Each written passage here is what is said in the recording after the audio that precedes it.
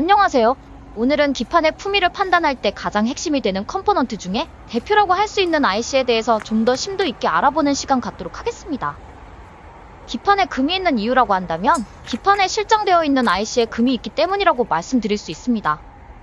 그렇다면 IC에 금이 많고 적고를 또는 금이 있고 없고를 어떻게 판단할 수 있는 것일까요? 그것은 IC가 만들어지는 과정, 즉 IC가 어떻게 패키징 되었느냐를 이해하시면 보다 객관적으로 IC의 금의 함유량을 판단할 수 있다는 것입니다. 제가 지난번에 각종 IC가 패키징되는 과정에 대한 영상을 올려드렸으니 안 보신 분들은 해당 영상을 보시고 이 영상을 보시기 바라겠습니다.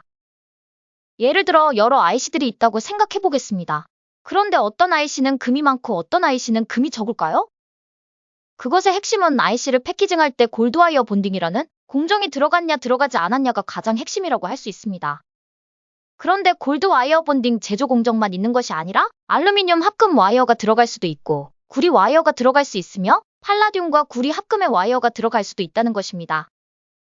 여기서 중요한 것은 IC가 패키징 되어지면서 우리는 이 안쪽에 어떤 메탈의 골드 와이어 본딩이 들어갔는지 확인할 수 없다는 것이죠. 그래서 저는 여러 IC 등에 대해서 샘플링도 해보고 금의 함유량을 확인해보면서 IC의 겉만 확인해보고 안에 어떤 와이어 본딩이 들어갔는지 확인한다는 것은 불가능하다는 것을 알게 되었습니다. 하지만 와이어 본딩이 들어가지 않은 패키징 과정이 들어간 IC는 금이 거의 없는 것도 확인할 수 있다는 것이죠. 그래서 우리는 IC의 제조 과정 중 플립칩 공정에 대해서 알고 계셔야 합니다.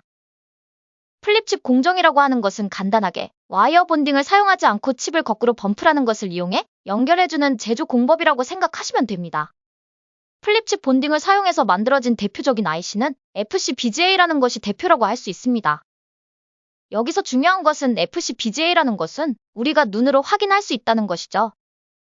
그렇다면 기판에 FCBGA가 많다면 좋은 품위의 기판이 되기 어렵다는 것이고 FCBGA가 아닌 일반 BGA가 많은 기판은 금이 많은 기판이 될 수 있다고 확률적으로 판단할 수 있다는 것입니다.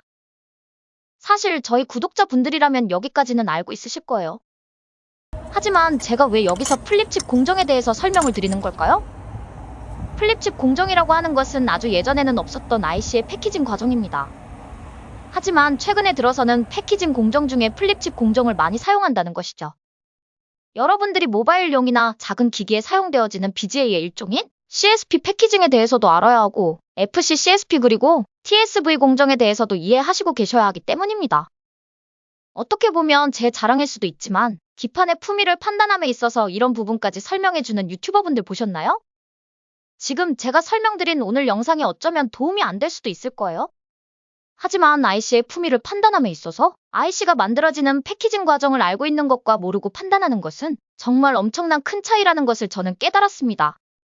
따라서 오늘 내용이 가장 기초이면서 기본이 되는 내용이지만 꼭 이해하시고 제가 IC에 관한 좀 더 심도 있는 내용을 하나하나 올려드릴 테니 기판의 품위를 보는 안목 넓히는 시간 되셨으면 합니다.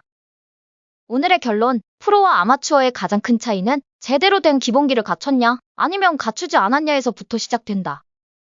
여러분들 오늘 내용이 도움이 되셨다면 구독과 좋아요는 사랑입니다. 시청해주셔서 감사합니다.